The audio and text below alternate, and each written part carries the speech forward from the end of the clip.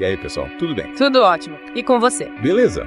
Gente, sejam bem-vindos a mais um Deep Dive aqui no Sem Miguel. Isso aí. Hoje a gente vai mergulhar de cabeça numa história, cara, que é de arrepiar. É a história do Nabil Qureshi. Uau, que legal. Ele saiu de uma família muçulmana super tradicional e, no fim das contas, encontrou a fé em Jesus. Essa história tem cada reviravolta. É mesmo. E Preparem-se para uma baita viagem, viu? Porque a jornada do Nabil não é nada comum. E antes que eu me esqueça, se vocês quiserem se aprofundar ainda mais na história dele, o link pro livro Buscando Alá, Encontrando Jesus está aqui nos comentários, beleza? Isso, aproveitem para conferir. Então bora lá. A gente vai acompanhar de perto a transformação do Nabil e entender como era a vida dele lá dentro do islamismo e tentar descobrir o que o levou a seguir esse caminho tão diferente, né? É uma história que faz a gente questionar muita coisa. Total. Mas antes da gente começar, me diz uma coisa. Você já se perguntou o que leva alguém a mudar de religião assim, completamente? Com certeza. Essa é uma pergunta que muita gente se faz, né? E a história do Nabil, ela meio que nos dá uma perspectiva única sobre isso, sabe? Para começar, ele nasceu numa família paquistanesa, muçulmana, mas cresceu nos Estados Unidos. Olha só, que mistura, hein? Imagina a mistura cultural. Nossa. E ele conta no livro que essa dualidade cultural mexeu bastante com ele. Dá pra imaginar, né? Mas vamos voltar lá pro comecinho, pra infância do Nabil. Ele descreve a casa dele como um lugar onde a fé islâmica era tudo, né? Era o centro de tudo. Verdade. Ele fala bastante sobre o Adhan, sabe? A chamada pra oração que rolava 5 vezes por dia. Era tipo um lembrete constante da presença de Deus na vida deles. Caramba, 5 vezes por dia? E desde pequenininho, ele aprendeu a recitar o Alcorão em árabe. Nossa. Mesmo sem sacar o que as palavras significavam. Ele fala que nessa época o que importava era a sonoridade, a beleza daquilo. Exatamente. Mas a mãe dele fazia questão de mostrar pra ele o respeito que eles tinham pelo Alcorão, né? Ele tinha que lavar as mãos antes de tocar no livro. E tinha que carregar ele sempre numa posição elevada, né? Isso. Como se estivesse carregando algo muito precioso. E era. O Alcorão é o livro sagrado do Islã e para a família do Nabil ele era a palavra de Deus. Sem dúvida. E esse cuidado todo com o Alcorão era só uma das muitas tradições, né, que marcavam a vida religiosa da família.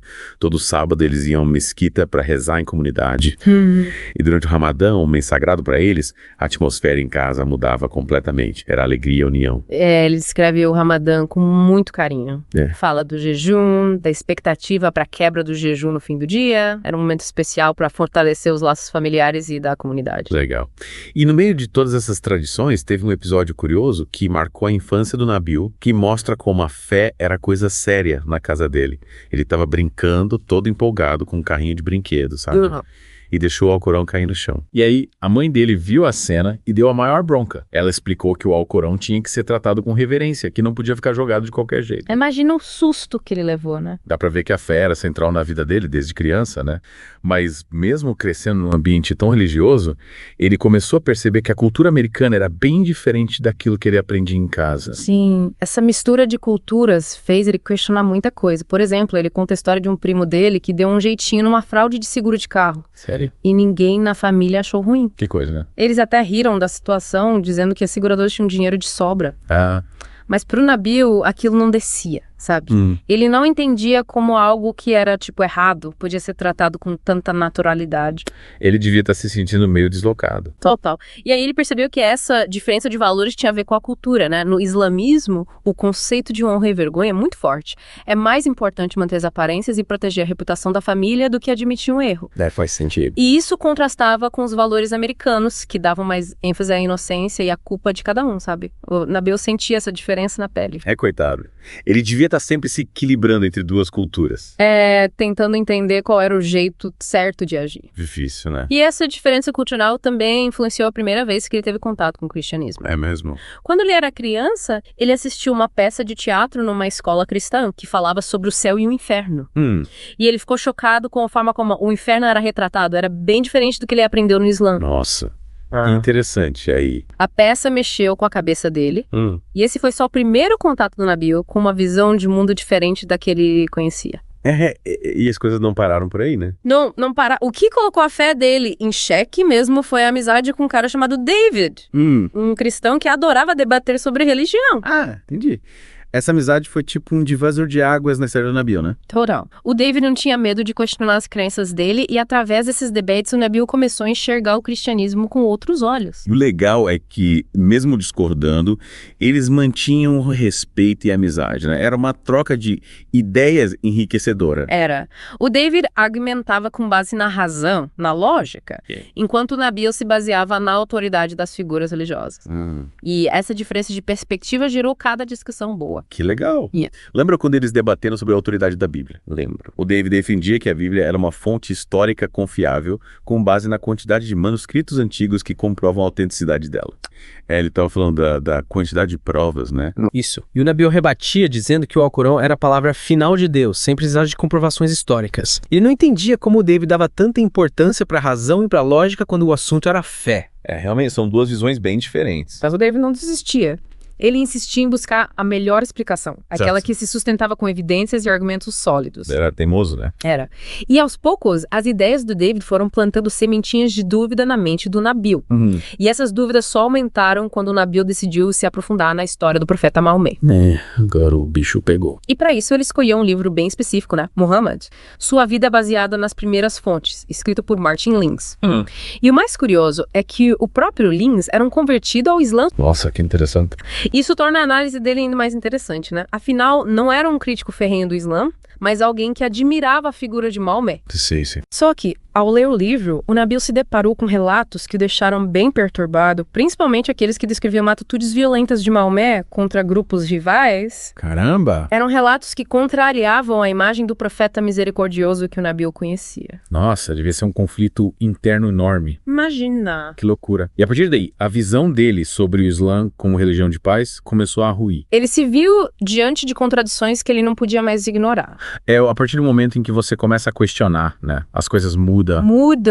E essa busca por respostas, ela meio que o impulsionou em mais fundo, sabe? A questionar a própria base da fé dele. Ele começou a investigar a história do Alcorão, a metodologia dos hadiths. Bis. Que são os relatos sobre a vida de Maomé.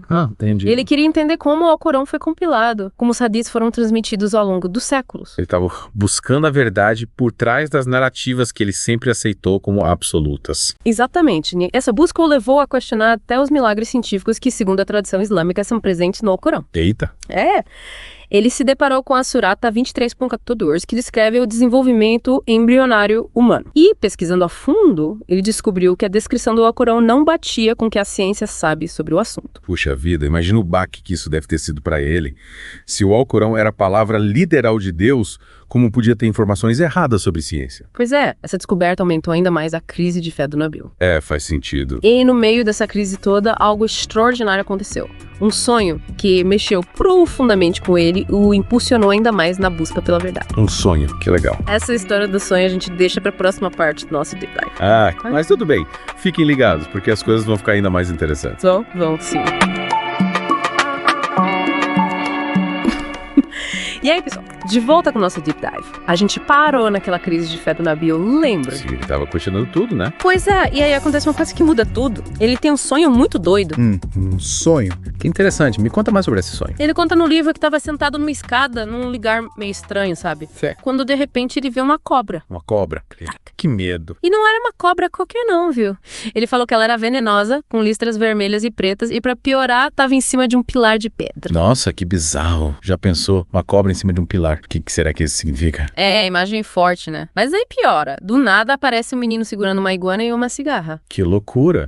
E aí? O que aconteceu? O menino pede pro Nabil segurar a iguana, dizendo que ela vai ajudar ele a derrotar os inimigos.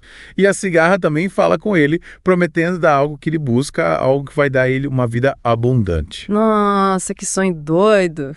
Imagina acordar depois de um sonho desse. Devia estar perturbado. E tava. Ele ficou bem intrigado com o significado daquele sonho. Chegou até a consultar um livro de interpretação de sonhos islâmico, escrito por um cara chamado Ibn Sirin, para ver se encontrava alguma explicação. E aí? O que ele descobriu no livro? Conseguiu decifrar o sonho. Ele achou algumas correspondências interessantes. A cobra, por exemplo, era interpretada como um inimigo traiçoeiro e o pilar representava a religião. Faz sentido, né? Afinal, ele estava questionando o islamismo, que era a base da vida dele. Verdade.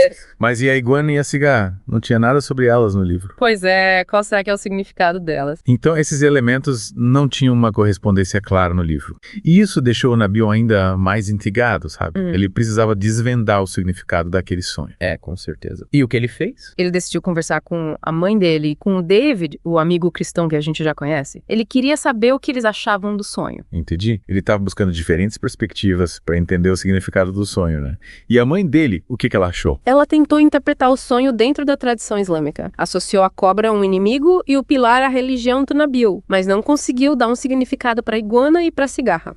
E o David? O que ele disse? Aí que tá, ele deu uma interpretação completamente diferente. Sério? Ele viu o menino no sonho como uma representação de Jesus. Nossa, E a iguana como um símbolo da própria vida do Nabil. que interessante. E a cigarra? Para ele, a cigarra representava o cristianismo, a fé que podia dar ao Nabil, a vida abundante que ele buscava. Caramba, duas interpretações totalmente opostas. Imagina a cabeça do Nabil. Devia estar uma bagunça. E como ele reagiu a tudo isso. Ele ficou ainda mais dividido. O sonho plantou uma semente de dúvida que não podia ser ignorada, e essa dúvida se intensificava com as pesquisas que ele fazia sobre o Maomé e o Alcorão. Ele estava numa encruzilhada, sabe? Sei. Dividido entre a fé que ele sempre conheceu e a busca por uma verdade que parecia estar em outro lugar. Exatamente. E essa busca o levou a um momento de muita angústia, de desespero. Puxa vida. E o que aconteceu? E foi nesse estado de espírito que ele se mudou para um novo apartamento para começar a faculdade de medicina. Imagina a pressão, deixar a família, começar uma nova fase e ainda essa crise espiritual que ele estava vivendo. Devia ser muita coisa para lidar ao mesmo tempo. E foi nesse novo apartamento sozinho que o Nabil teve uma experiência que mudou a vida dele para sempre. É mesmo. E o que aconteceu? Conta tudo. Gente, e chegamos na última parte da nossa viagem pela história do Nabil.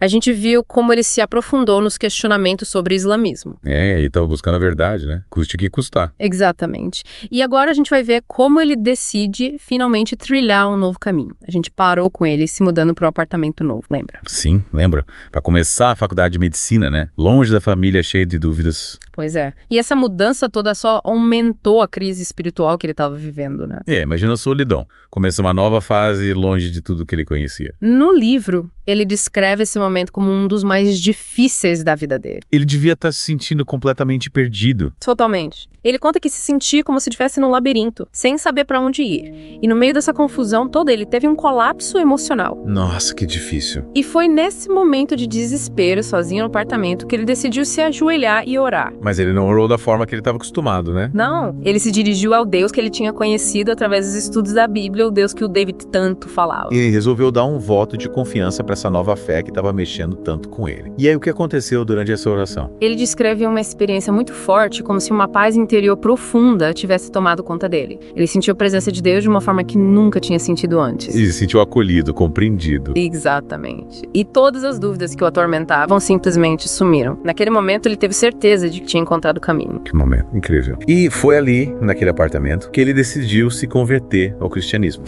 Sim, ele entregou a vida dele a Jesus e, a partir daquele momento, ele passou a ver o mundo com outros olhos. Nossa, que mudança radical. Mas essa decisão teve um preço alto, né? A família dele não aceitou a conversão. Essa parte de partir o coração. Imagina o sofrimento do Nabil ao ter que lidar com a rejeição da família. Para eles, abandonar o islamismo era algo impensável, né? Totalmente. E ele se apegou muito a algumas passagens da Bíblia que o ajudaram a lidar com essa fase difícil. Quais passagens? Filipenses 4.6-7, que fala sobre entregar as preocupações a Deus, e Mateus 6.25-34, que fala sobre confiar na providência divina. Esses versículos devem ter dado força para ele seguir em frente, mesmo com toda a rejeição. Terá. E a história do Nabil nos mostra que a busca pela verdade pode ser um caminho difícil, cheio de desafios. Mas se no final, vale a pena, né? Com certeza. A jornada do Nabil é um exemplo de coragem, de persistência. E o mais legal é que a história dele não termina aqui.